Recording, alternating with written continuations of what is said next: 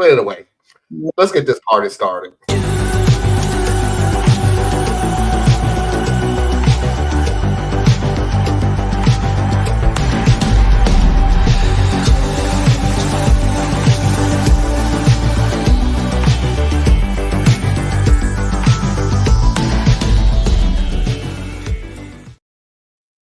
All right, the rules for rulers. All of these videos is really short, so that's why I had a contingency plan. But the rules of rulers is broken down into two. So the first one is how to be a dictator.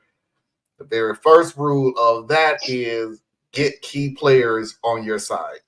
No matter how bright the rays of any sun king, no man rules alone. A king can't build roads alone, can't enforce laws alone, can't defend the nation or himself alone. The power of a king is not to act, but to get others to act on his behalf, using the treasure in his vaults. A king needs an army and someone to run it, treasure and someone to collect it, law and someone to enforce it. The individuals needed to make the necessary things happen are the king's keys to power. All the changes you wish to make are but thoughts in your head if the keys will not follow your commands. In a dictatorship where might makes right, the number of keys to power is small, perhaps only a dozen generals, bureaucrats, and regional leaders. Sway them to your side and the power to rule is yours, but never forget, displease them and they will replace you. Now, all countries lie on a spectrum from those where the ruler needs few key supporters to those where the ruler needs many. This foundation of power is why countries are different, yet many keys or few, the rules are the same. First, get the key supporters on your side. With them, you have the power to act. You have everything. Without them, you have nothing. So I want y'all to keep this in mind. If you look at a lot of dictatorships around the world right now, you will look at who, and they say this a lot. If you can remember back to when we actually was in war, did you always hear during when they always talk about a terrorist group or insurrection or all that other stuff, they always say this person is a key player. Mm-hmm. Always say that. In this group, he is a key player. In that group, he is a key player.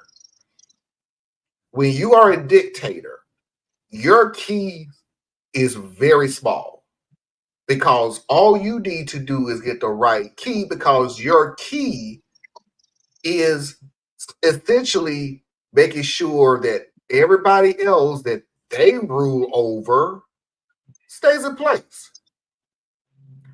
To make it a little simpler, you have to get the right general in place. You get the right general in place who always is going to be loyal to you. Period. Period. End of discussion. He's loyal to you.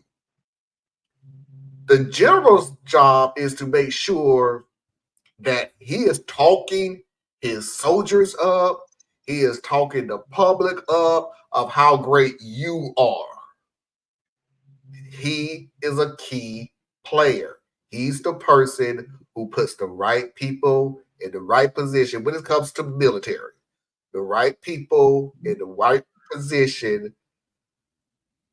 Hey, if it protects the country, sure, but honestly, it's to protect the dictator, the king, the emperor, whatever name he's going by, whatever country we're talking about. That is his job. When you have somebody from an emissary that comes into their country, it's protecting the dictator. If it helps the people out, great.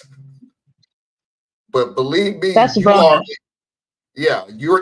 bonus.